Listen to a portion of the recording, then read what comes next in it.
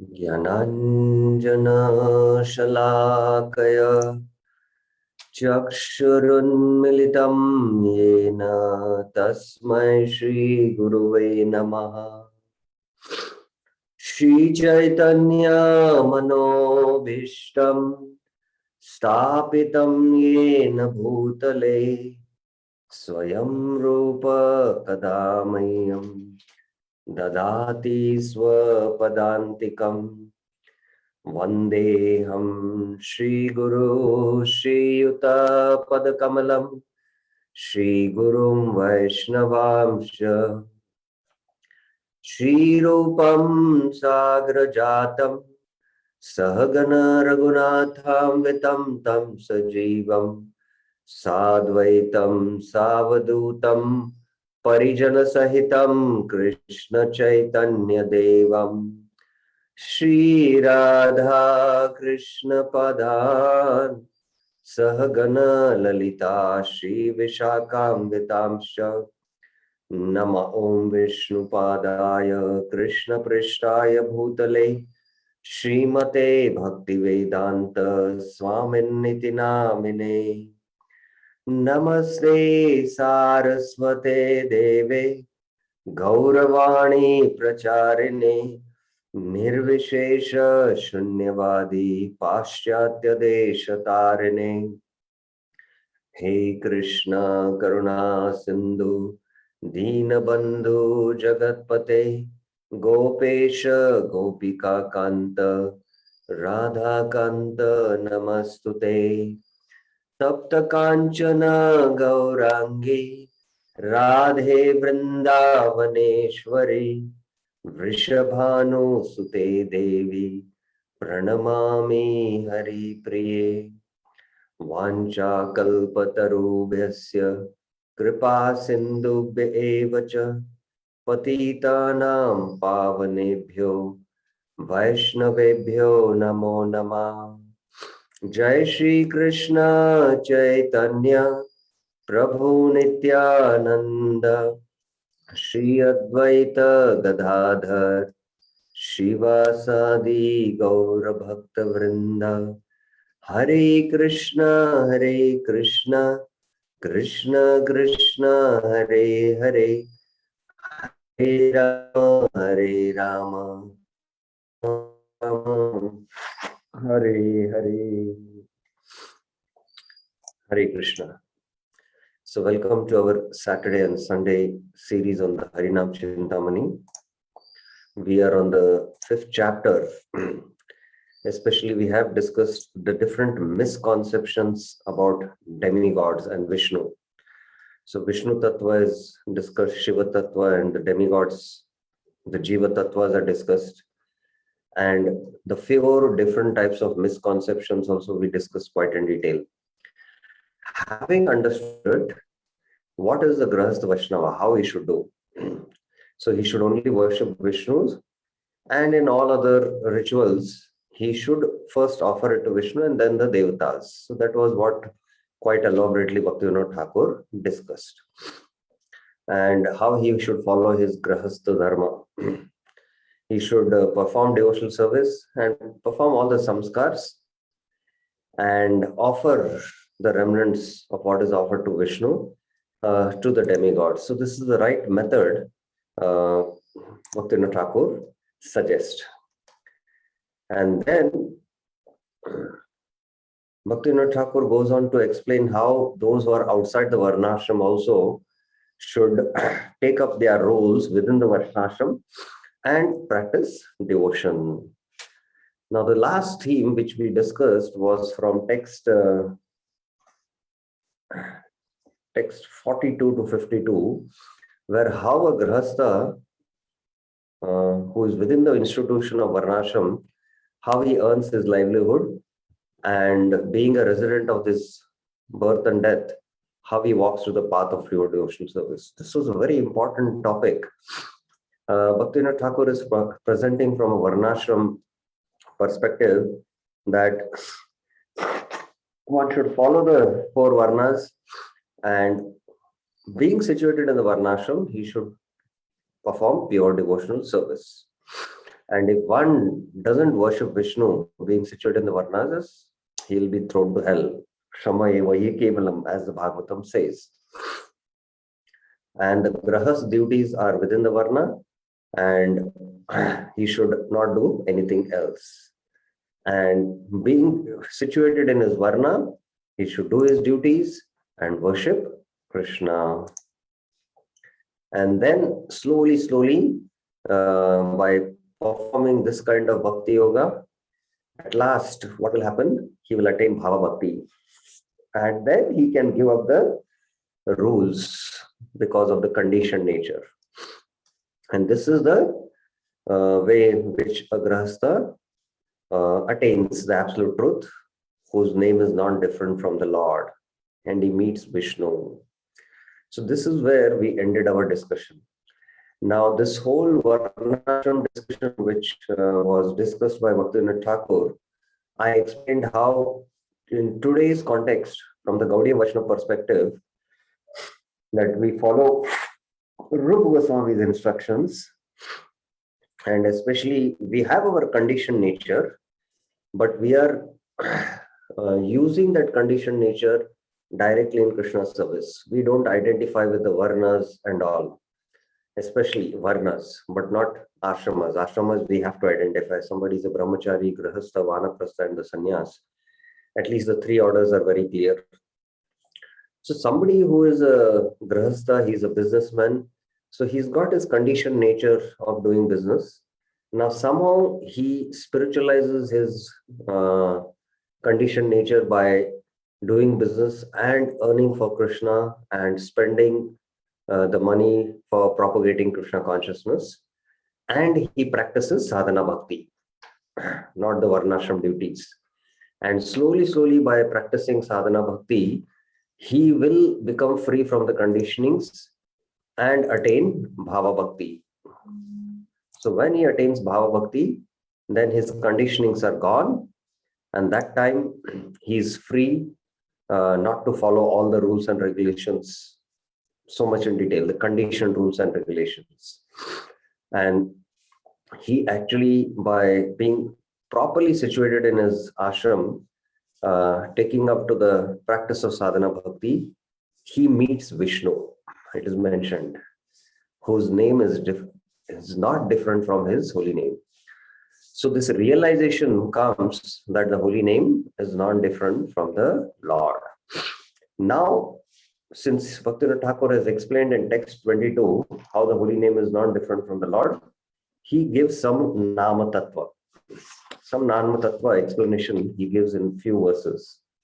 So that is now beginning from text 53 to 56. 53 to 56, he says, Nama Nami O Guna Gunira Abheda Vishnu Gyan Shuddha Hoy. The pure truth is that Lord Vishnu is not different from his name and qualities. Aura ekakata achi dvaita nirvartane Vishnu nama Vishnu rupa Vishnu guna gane. Another truth is that Lord Vishnu is not different from his name, form, and qualities. Vishnu hoite pratak rupa namani bekabo advaya khanda Vishnu chinmayatvena vibhu. One should never think that Lord Vishnu is different from his form. Vishnu hoite pratak rupa. Lord Vishnu is non-dual, indivisible, spiritual, and all-powerful. So Advaya, Brahmeti, Paramatmeti, Bhagavan iti Shabdate. Vadanti tat tattva vidas, Tattvam yad jnanam Advayam. Brahmeti, Paramatmeti, Bhagavan iti Shabdate. Advaya. Advaya means it is that one non-dual substance. And there is no difference between Brahman, Paramatma, and Bhagavan. These are all the one absolute truth in different features, personal as well as impersonal feature.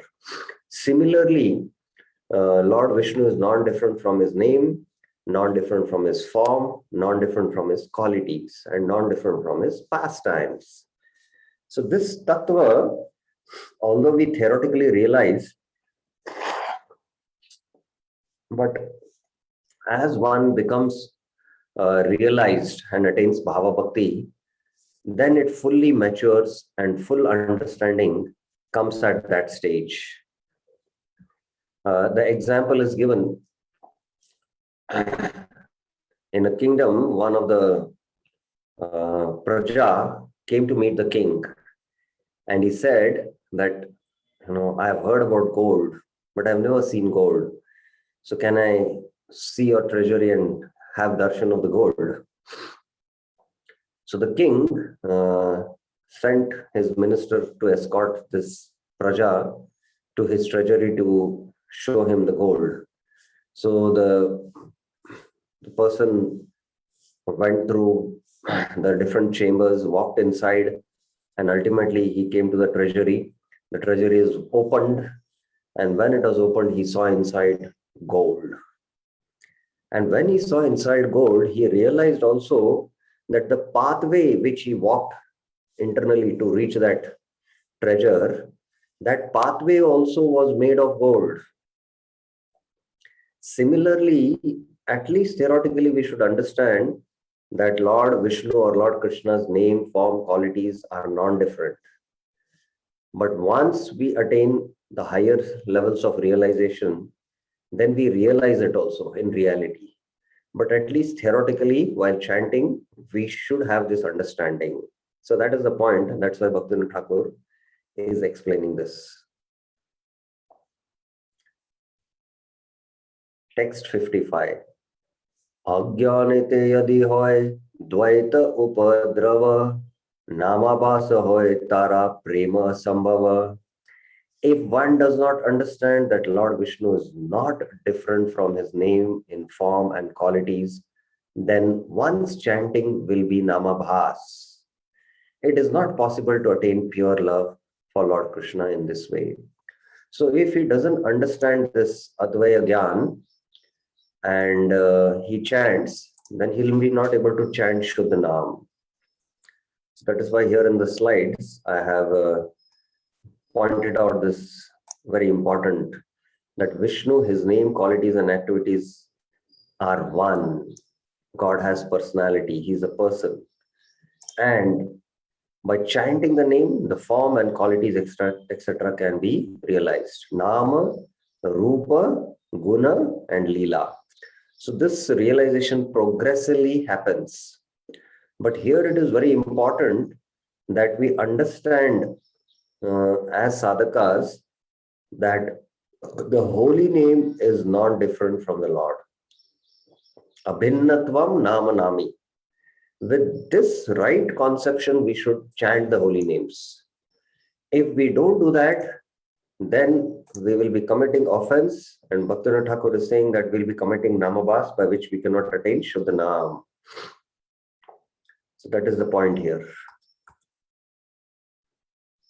How this can be eliminated? Sadguru kripaya se anartha vinash bhajite bhajite Shuddha Namara prakash. By the mercy of the bona fide spiritual master, Sadguru kripaya, the anartha which results in this misunderstanding is destroyed. Say anartha vinash. Worshipping and worshipping the holy name, bhajite bhajite, that person eventually attains the stage of pure chanting. Sadhu namera prakash. So why chanting and having the right sambandha gyan, this anartha is destroyed, and from namabhas we can attain Shuddha Nam. In the next theme, 57 to 61, Bhaktivinoda Thakur mentions the offense and the faulty logic of the Mayavadis. So sometimes what is the right understanding? We should have knowledge. What is the wrong understanding which others can have, which we might also have? That is also important to understand. So he gives the faulty logic of the Mayavadis. Matavada jnana dvaita hoile pravartana aparadha hoy ara nahi nivartana. The speculative philosophers claim that Lord Krishna is different from his name, form, and qualities. This idea is an offense that they do not abandon. So what is their conception? He explains in the next verse. Mayavadi bole Brahma hoya paratattva nirvireshesha nirakar nirvikar nirakara sattva. The Mayavadis say, Mayavadi bole, the supreme truth is impersonal Brahman. Brahma hoya paratattva. He is quality less, nirvishesh, changeless, nirvikar, nirakar, and formless. So this is their understanding. Then what about Lord Vishnu or Lord Krishna or Lord Ram who come in this material world?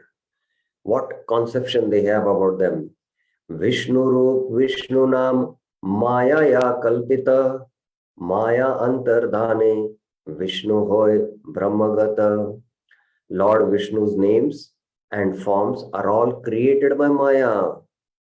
In fact, Avajananti Mamuda, Manushin Tanum Ashrita, Param Bhavajananto Mama Bhuta Maheshwara. In 9.11 in the Bhagavad Gita, Krishna is saying, Avajananti Mamuda. Avajananti means these don't know, they are mudas. Manusham Tanum Ashrita. They think that I am also like a human being of this world. We are all, any jiva who is there in this material world has got a body made of Maya, material elements. So they impose the same thing on the Lord. When the Lord also is there in this material world who performs pastimes, these are all bodies made of Maya. So Lord Vishnu's names and forms are created by Maya. When Maya disappears, Maya Antardhane, Vishnu merges into impersonal Brahman. So I explained in the last class, if you remember, how even the Mayavadis, even the Devatas think that ultimately there is Vishnu who is a supreme demigod, and Vishnu also derives his power from the impersonal Brahman. So they have also impersonalistic conception of understanding. That is why Krishna says, Arjuna says, Nahi te Bhagavan Vyaktim Vidur Devana Danava. Maya Narasimha Prabhu has some question on Maya. Let us see. Yes, Maya Narasimha Prabhuji.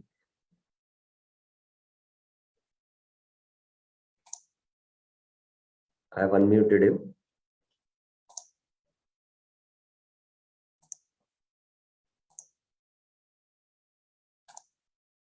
Yes, Prabhuji.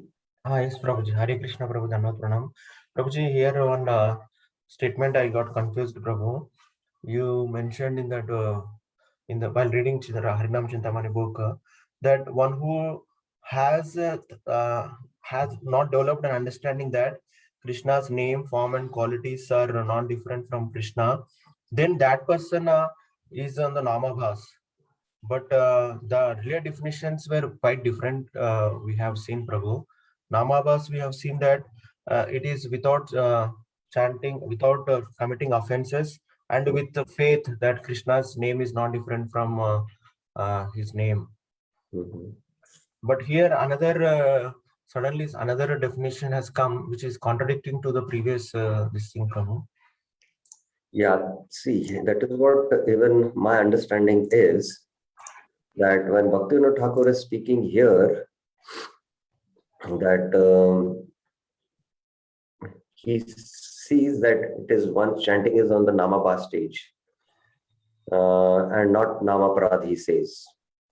Now, my understanding is because Bhaktivinoda Thakur is speaking about those who already have faith and they are, they are practicing sadhana. Because in the previous discussion, if you see, there is worship of Vishnu. He has faith that Vishnu is supreme and he's doing worship of Vishnu. So there is Sambandh Gyan. So with this Sambandh Gyan, he's chanting. And because he's chanting with this Sambandh Gyan, or he's worshipping Vishnu with this Sambandh Gyan, then he speaks about the higher level here. That is why he speaks about the higher level as to that if you want to attain bhava, Bhava means Shuddhanam. You will have to chant Shuddhanam.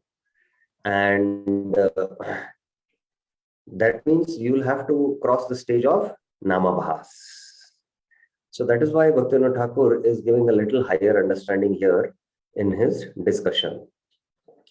If we are not attentive while chanting and don't have the knowledge that how the Lord is not different from his holy name, that will lead to Namaprad. But we have Sambandh Gyan that, I'm taking Vishnu's name and Vishnu is supreme. But this kind of knowledge, that Advaya sadhana, by doing this Advaya sadhana, having this Advaya Tattva Gyan, then he meets Vishnu. So that's what the name will manifest ultimately into a person. So that is the goal. So that is why Bhaktivinoda Thakur here is discussing about the Nama Tattva here in these verses. So that is my understanding. He is giving a little higher understanding of with respect to Prayojan. With respect to Prayojan, we'll have to be very careful that we have this right understanding, and that is why Bhaktivinoda Thakur is discussing it. Okay, Prabhuji. Okay, thank you, Prabhuji. Hare Krishna. Virendra Yadav Prabhuji has a question. Yes, Prabhuji. Hare Krishna, Prabhuji, Dandavata Pranam. Yes. Prabhuji, my question is with reference to verse 58 and 59, where it is clearly mentioned that Mayavadis are great offenders to Lord. Then how they are getting liberation, Prabhuji?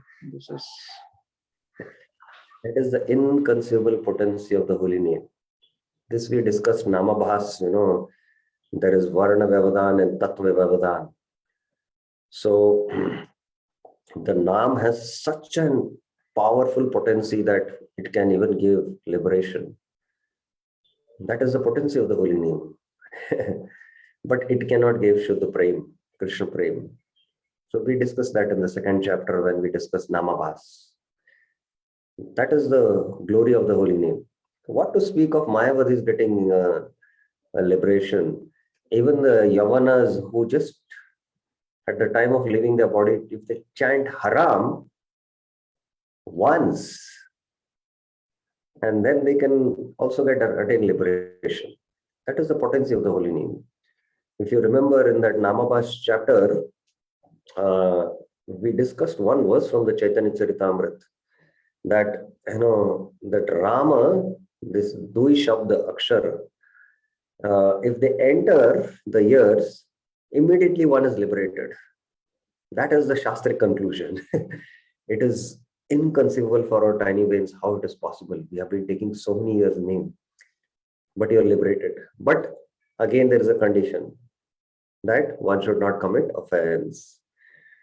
So once you take the name and you leave the world, you are going to get liberation, no doubt about it. That is the potency of the holy name. That is the potency of the Lord. We have to have faith in that. Okay? Fine. Thank you, bro. Thank you very much. Okay, there are last few verses which are quite simple, and the right understanding Bhaktivinoda Thakur is going to give now. Okay. Vishnu also merges in impersonal Brahman. Text 60. Ei sab kutarka matra satya shunyavad paratatve sara shakti abhava pramad. All these ideas are illusion, fallacies, kutarka. The Mayavadis' mistake is that they think the Supreme is ultimately void. Shunyavad. He has no potencies. Sarva Shakti Abhav. Pramad. Pramad means it is madness. Shaktiman Brahmai Se Vishnu Hoy Namera Vivada Matra Vedera Nirnay. Actually, the Supreme Brahman has all potencies. Shaktiman Brahma. He is Vishnu. Vishnu and Brahman are the same supreme. Only the names are different. That is the conclusion of the Vedas. Vedara Nirnay. Then Bhaktivinoda Thakur explaining the fallacy of the Mayavadis. Okay, there is a footnote. The Mayavadis are small-minded. Seeing variety in the material world, they assume that the spiritual world must have no variety. Because their faith is not complete, they imagine that the Supreme is dry and impersonal, without nectar. They will not accept the truth that the Supreme has names, forms, qualities, and pastimes. They think that the impersonal Brahman manifests itself in the form of Vishnu. We saw this conception. The Mayavadi theory is a great calamity for the individual souls. Staying far away from the narrow-minded Mayavadi ideas, the pure devotee has unflinching faith that the Supreme Personality of Godhead is not different from his names, forms, qualities, and pastimes. So we are also chanting, and you can raise your hands. How many of us still have this deep-rooted faith that how Krishna's names, forms, qualities are non-different? How many of us have that kind of faith? You can raise your hand. How many of us have? There's only one. But we might not have the realization. Like when we chant Krishna's name, immediately Krishna's form doesn't come in our heart. And when we chant Krishna's names, immediately Krishna's wonderful qualities don't manifest in the heart. How Krishna is merciful. Aho bhakyam stanakala kutam. So these things with taking up to chanting immediately, all these don't manifest. That is why firstly we should fix in taking the name with the right Sambandhyan that the Lord and His holy name are not different. So fully focus our attention. And when we do this kind of chanting, slowly the heart will get purified and automatically all the different impressions of pictures, which are their material impressions, all will be eradicated. Then the pure picture of Krishna, Shyamsundar Krishna, will manifest. At that time, when we take Naam, immediately Roop manifest in our mind. So that is how progression it goes to. So that is why the first thing is name. So in text 62 to 68, he explains the relationship between Vishnu and Brahman. Vishnu Paratattva Tanra Nirvishesha Dharma Savishesha Dharma Sahaya Ekamarma. Lord Vishnu is the supreme truth. Both the personal and impersonal features are inherent in Lord Vishnu's divine being. He remains one. So the absolute truth is both personal and impersonal. And this conception is also a very difficult conception for us to understand. And Prabhupada gave the example of Mr. Ford. The Ford company owner is one Mr. Ford. You can say it is Henry Ford. And he is a personality who sits in his managing director office. And in his factory premises, we can see his energy spread. Everyone who is a laborer, he's wearing his dress code where there is Ford written. The cars which are manufactured, there is a label there, Ford. So in one sense, Mr. Ford is spread everywhere in his factory in an impersonal way. And he is also personally present in his chamber as a person. He is energetic and his energy is spread inside the factory. And another example Prabhupada gave is, suppose you visit Italy and you see the whole government, that the roads are very clean, the traffic signals everyone follows. There is a lot of perfect management and arrangement in the cities. So then you appreciate the government. The government is spread in the entire country in an impersonal way through the energy. But the government is run by persons who, form the laws, and they implement these laws in the state of the country. So everywhere, this personal and impersonal conceptions are always there. They're always there. And one has to understand that this is a universal truth, that there is always personal and impersonal conception. In a house, if the father is very strict to the sons, so when he is personally present, the son is very careful not to break the rules. When the father goes back to the office, the son has still fear. Oh, I have to, follow the rules, what my father has told. If my father comes to know, he might punish me. So when the father is personally present, he is following the rule.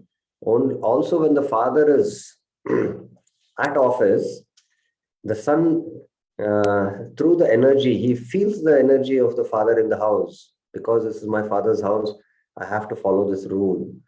So like that, the personal and impersonal conception is always there, and it's a universal. Vishnura Chinta Shakti Viroda Bhanjana Anayasa Kari Kare Saundarya Stapana. Lord Vishnu's inconceivable potencies, Achintya Shakti, exhibit all attractive beauty and pastimes that silence all contradictory speculations. So here, how do we understand this? We have to accept the Achintya Shakti of the Lord. All contradictory speculations about him. Firmly accepting the Supreme Lord's inconceivable potencies, the devotees pays no attention to his qualityless impersonal Brahma aspect. They throw far away all the logical objections spoken by the Mayavadis. So in the Chaitanya Charitamrita, there is one beautiful discussion with the disciples of Sarvabhauma Bhattacharya, which Gopinath Acharya has. So the Mayavadis, the logicians, they say that we accept that this creation has come from an intelligent brain. Anything to create, we need brain. So we can create a house, or we can build a big temple, or build a big city, and it requires brain. So to build a big universe, how can a person build it? How can a personality build it? Because it requires a very, very, very big brain. So ultimately, this universe has come from something impersonal. So this kind of fallacy and logic they use to establish. But there is inconceivable potencies, Achintya Shakti. Srila Jiva Goswami in his Sandarbhas mentions that as long as we don't accept the inconceivable potencies of the Lord, we cannot make any advancement in Krishna consciousness. The Lord has inconceivable potencies by which from his hair pores, universes can come out. Can you think about it? What from our hair pores can come? Little bit sweat, which cannot even fill half a bucket. But from his hair pores, universes come, and within each universe, he can sweat and fill half the universe with ocean water, the Garbhodak Sagar, and lie down there. So what is this? This is inconceivable to the human brain. But we have to accept the inconceivable potency of the Lord. The Jiva also has potency, but the Jiva doesn't have the potency to create universes. Brahmandas cannot manifest from the Jiva's potency. It's only the Vishnu potency which can manifest Brahmandas. The Jivas have the potency to create planets, like Vishwamitra Muni created, or Kardam Muni created an entire aerial mansion which was floating in the sky. But Vishnu has this inconceivable potencies by which he can manifest his Brahmandas. Jiva buddhi sahajate ati alpatara achinta shaktira bhave na kare gochara. The individual souls, however, have very small intelligence. They do not have inconceivable potencies. So I just already spoke about it. Nija buddhe chai eka stapite ishvara Khanda Jnana Pai, Brahma Tattveta Avara. If they try with their limited intelligence to understand the Supreme Controller, they will attain only a very limited understanding of him. They do not have much power to understand him. So Prabhupada spoke about the frog philosophy, Dr. Frog, who has limited understanding of the length and breadth of this well. He cannot have the understanding of the length and breadth of the Atlantic. So because we have limited intelligence.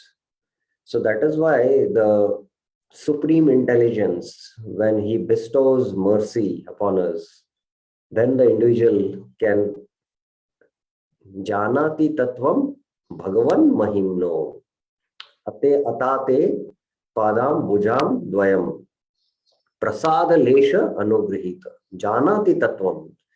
So this is Lord Brahma speaking in his prayers in the 10th canto, 14th chapter. Only by the mercy of the Lord, when we can understand the Lord's glories. Dadami buddhi yogam tam. Vishnura paramapada chadi devarchita brahme baddha hoya nahi bhujite hitahita. If they turn away from Lord Vishnu and worship the demigods or the impersonal Brahman, they will be in a position where they do not know what is good for them and what is not. There is also a footnote. Persons who turn away from the worship of Lord Vishnu, whose feet are worshipped by all demigods, are people whose intelligence is broken into pieces. Thinking the Supreme is the impersonal Brahman and everything is one, they have no power to understand what is good for them and what is bad. So which verse in the Gita mentions persons who have turned away from the worship of Lord Vishnu, whose feet are worshipped by all demigods, are people whose intelligence is broken into pieces? Which is the verse reference? Anyone knows can raise their hand. Which verse is Bhakti Thakur speaking here?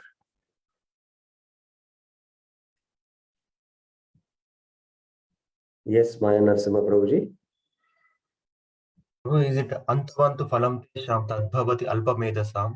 No, Kamastasya Ritagyana Prapadyante Anya Devata. Ritagyana. Their knowledge is Ritagyana, small intelligence, Prabhupada says. Prapadyante Anya Devata. They worship the other demigods. 7.20 and 22-23 is a succession. And Avyakta Vyakti Mahapanna 7.24 is who worship the impersonal. So here both the references are 7.20 and 7.24. Chinmoy Swarupa Jnana e bhujite jnane jane Vishnu Vishnu Nama Guna ekakari mane. Person who understand the true spiritual nature of the Supreme know that Lord Vishnu is not different from his names and qualities. Eite Vishuddha Jnana Shri Krishna Swarupa Sambandha Buddhite Lave Bhaje Nama Rupa. Persons who have pure knowledge of Lord Krishna worship Lord Krishna in the form of his holy name. So we should worship the Lord in the form of his holy name. Now in the next series of texts, that is 69 and 70, Bhaktivinoda Thakur mentions how Lord Vishnu and Lord Shiva are not separate. Jada nama jada rupa gune ei bhed sei veda chittatvatvanai eita prabhed. Material names and forms are different from the persons to whom they refer. However, spiritual names and forms are not different from the person to whom they refer. So this is a very simple explanation. We know abhinnatvam namnami. Vishnu tattva bheda gyan anartha vikar shivete vishnute bheda ati avichar. To think Lord Vishnu is different from his names is a form of a great mistake or anartha. And to think that Lord Shiva is independent of Lord Vishnu is also a great mistake. So here is a footnote. It is a mistake to think that Lord Shiva is different from his names, forms, qualities, and pastimes. Persons who think Shiva and the demigods are independent of Lord Vishnu are people whose knowledge is broken. That's why they surrender to the demigods. Text 71 to 80, how the devotees and Mayavadis act differently, Bhaktivinoda Thakur mentions. So after understanding this Sambandh how should the devotees act and what is the Mayavadis, the way they act? So by the action, sometimes we can understand what is their philosophy behind it. Intentions and actions are there. So the philosophy and the philosophy which is in practice. So how we should, with this knowledge will lead to proper actions. So what are the actions, both of the devotees and Mayavadis? From 71 to 80, he explains. Nameka Sharanai Bhakta Mahajan Ekeshwara Krishna Bhaji Chadi Anya Jana. The devotee who has taken single-minded shelter of the holy name is a truly elevated soul. He worships Lord Krishna and no one else as the supreme. So having understood this Sambandh Gyan, one should only worship Vishnu. Anya Deva Anya Shastra Ninda Nahi Kare Krishna Dasa Boli Anya Puje Samadare. However, now here is very important mistake, especially devotees do. He does not blaspheme the demigods or other scriptures. Saying they are servants of Lord Krishna, he worships and honors the demigods. Let us see the footnote. Devotees of Lord Krishna do not blaspheme the demigods or other scriptures. Why not? Because the devotees throw far away the illusions of dry logic. The non-devotional scriptures and the worship of demigods are meant for certain souls. It is the only path for them. The different scriptures are meant for different kinds of people, but all these scriptures strive to make their followers into devotees of Lord Krishna at the end. Therefore, the devotees do not criticize the worship of the demigods or the non-devotional scriptures. That criticism is an offense. Giving up all criticism of the non-devotional scriptures and ideas that the demigods are independent of Lord Vishnu, one attains the mercy of the goddess of pure devotion, Shugda Bhakti Kripa, that is Bhakti Devi. So this is one correct understanding we should have, that having understood that the demigods are the servants of Vishnu, we should neither blaspheme the demigods nor blaspheme the worshippers of the demigods. And I have seen this many times. It happens. Once senior devotee, he was giving a lecture in a temple, and a new devotee asked about, that we come to this temple, ISKCON temple, and next to this temple is Lord Shiva's temple. So can we go and visit Lord Shiva's temple? So the devotee who was speaking, he said, I have been here last 20 years and I have never gone there. So a kind of comment like this is not the right understanding, because Lord Shiva wants to have association of the devotees and Lord Krishna, and that's why maybe he's next to the temple there. And there are many temples, ISKCON temples, where nearby there are Shiva temples also.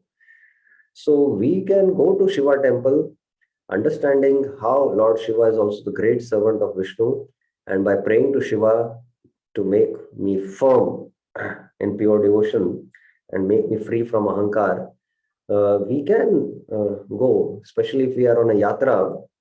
That time we come across a Shiva temple, we should go. Chaitanya Mahaprabhu, you see his example in South India tour. He visited all the Shiva temples.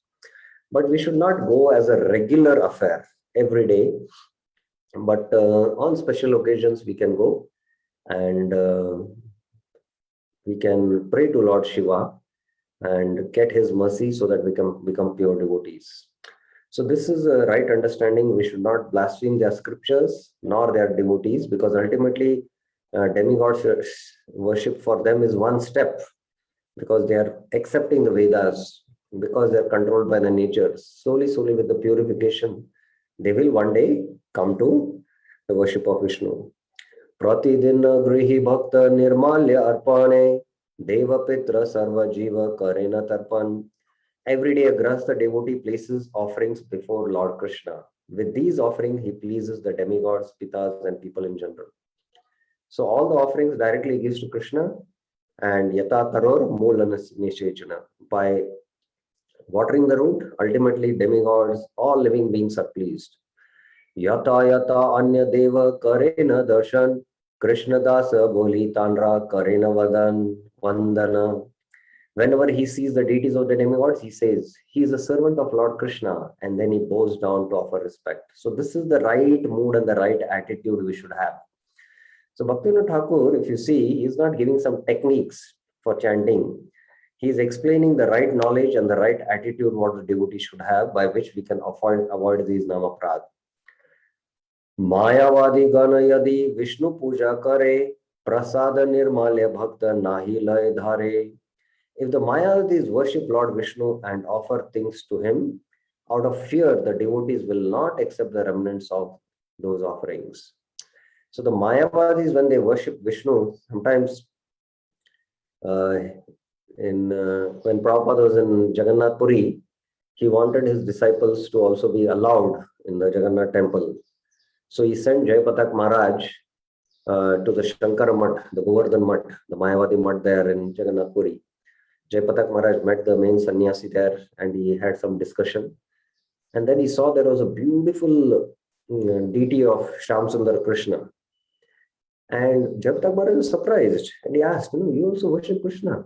Yeah, we can worship any form, and ultimately we have to transcend the form and attain the impersonal Brahman.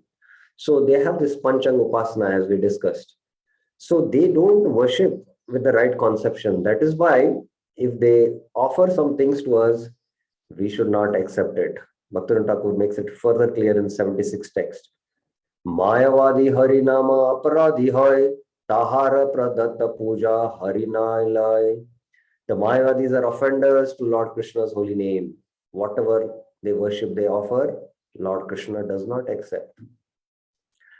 Anya deva nirmalya grahane aparadha Shuddha bhakti sadhane sarvada sadhe bhadda. To accept the remnants of offerings to the demigods is an offense. Pure devotees never accept such things. Now, how to do that in a particular context, not hurting the demigod worshippers? If you are put in that situation, it is to be done very intelligently. Not hurting their sentiments, at the same time not committing any offense, at the same time maintaining our pure devotion. So all this has to be evaluated and acted upon. Tabe yadi shuddha bhakta Shri Krishna pujiya anya deva puja kare tat prasadiya. However, when he worships Lord Vishnu, a pure devotee may also worship the demigods and then offer to them the remnants of what he has first offered to Vishnu.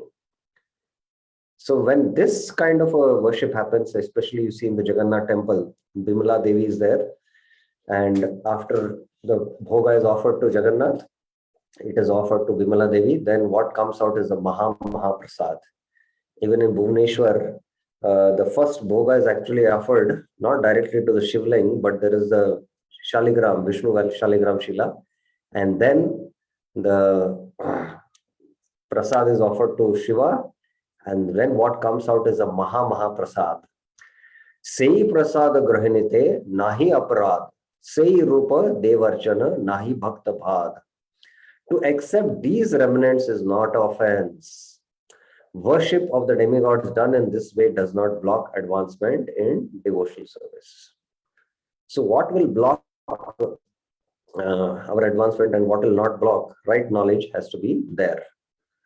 Shuddha bhakta nama paradi nahi hoy, nama kari prema paya name deya joy. A pure devotee, Shuddha Bhakta, does not commit offenses to the holy name. Chanting the holy name, he attains pure love for Lord Krishna. The holy name makes him glorious. Now, in the next few verses, Bhaktivinoda Thakur explains what is the remedy. What is the remedy if we commit this offense? So we have seen this in the chart. Now all have summarized here. Worship Vishnu only in all ceremonies and offer the remnants to the Devas and the Pitras. Faith that this will satisfy the Devas as well. Vishnu has all powers. Devas are dependent on him. This is Yatatar or Mulnisechana. Then, may perform duties of Varna to support body and family, but should also worship Vishnu and Krishna, not Devatas. Should not accept prasadam offered directly to Devatas or by Mayavadis. Does not criticize the Devas or scriptures glorifying them. All respects the Devas as servants of Vishnu. So this is very important. Prabhupada used to say that a Vaishnava respects all living entities and even an ant. So why will he not respect the representatives of the Lord in the form of Devatas who are serving the Lord as administrative demigods? They also deserve respect because they are directly following the orders of Vishnu. So that is why this giving respect is the Vaishnava Dharma. Sakala Sammana Korite Devonata Yato Yata. Sakala Samman, give me the strength to worship or to give respect to all living beings based on their positions. Tabe to gaibo harinama aparadha hobe hata. And then I'll be able to take the holy name free from aparadha. Now the repentance, here he gives solution.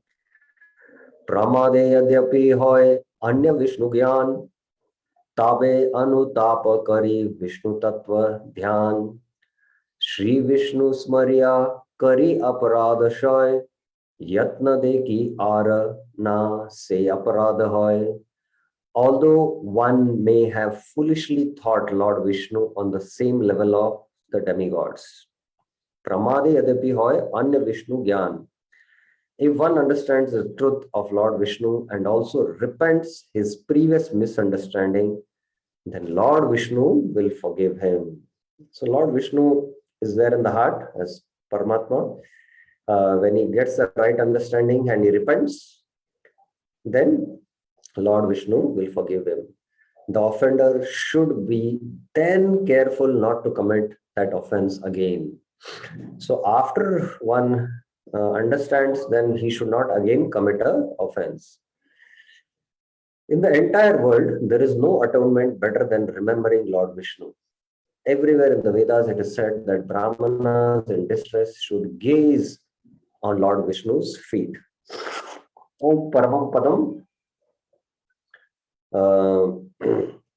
Sada Pashyanti Surya. In the Rig Vedas, it is said Paramam Padam, the supreme absolute truth, who is Param Padam.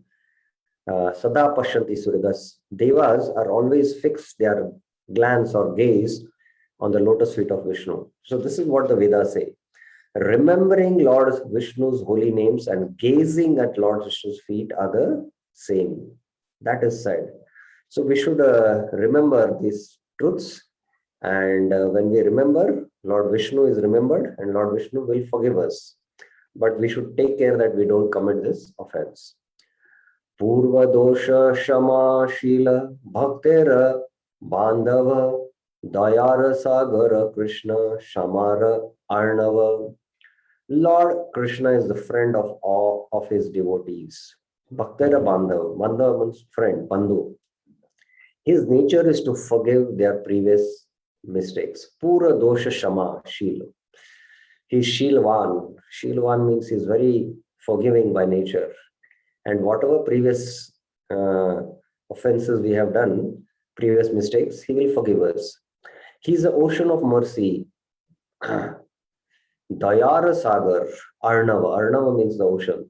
An ocean of forgiveness. Dayara Sagar. The Vaishnava Thakur is also like that. Oh Vaishnava Thakur, Dayara Sagar, Yedase Karuna Kori. So that's how even Vaishnava Thakur is, Dayara Sagar. Bahudeva Sevi Sangha Karibe Varjan, Ekeshwara Vaishnavara Karibe Pujan. A Vaishnava should avoid demigod worshippers. He should worship Lord Vishnu.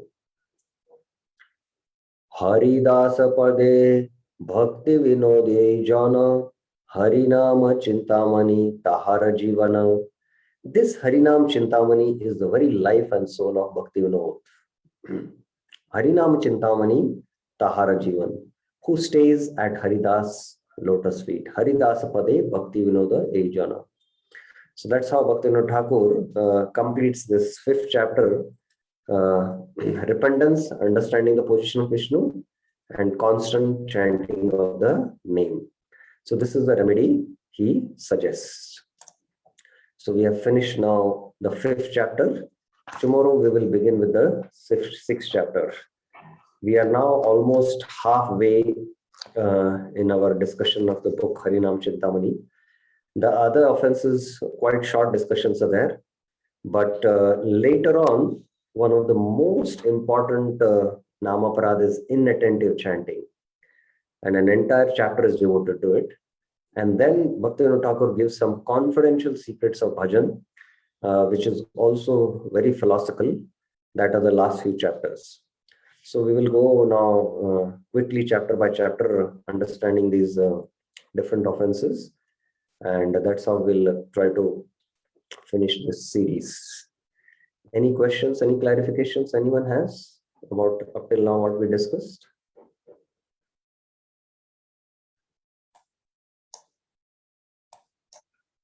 Okay, so